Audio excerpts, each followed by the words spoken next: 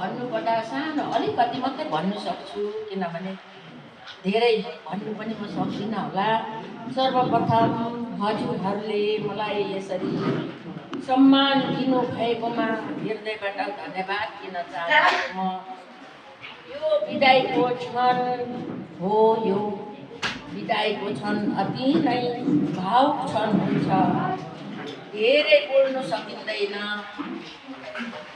यसरी जीवनको अधिकांश समय नानीहरूसित अनि आफ्नो साथीहरूसित बिताउनु भनेको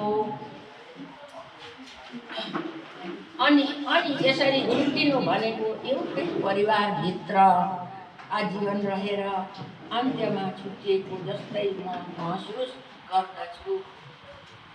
मैले मेरो जीवनको अधिकांश समय नै यस विद्यालयमा बिताएको छु, समर्पित गरेको छु।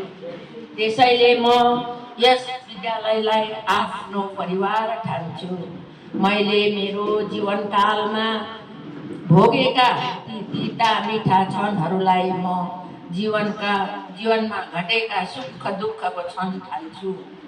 म चाहन्थे मेरो सम्पूर्ण जीवन नै स्कुललाई समर्पित गरेर नानीहरूसित सधैँ रमाउँछु भनेर।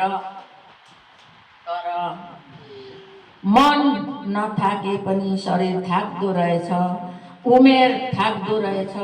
त्यसैले गर्दा म टाढिन बाध्य बनेको छु। तर म टाढिएको कदापि छैन, केही पर मात्र भएको छु।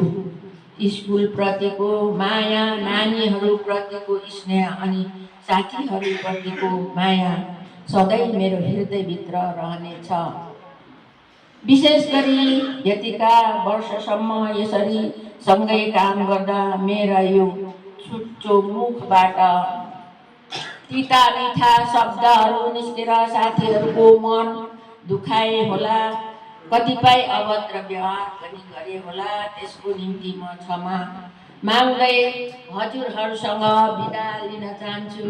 मलाई धेरै बोल्नु पनि आउँदैन। यतिमा नै म मेरो वक्तव्यलाई समाप्त गर्दछु। धन्यवाद सबै।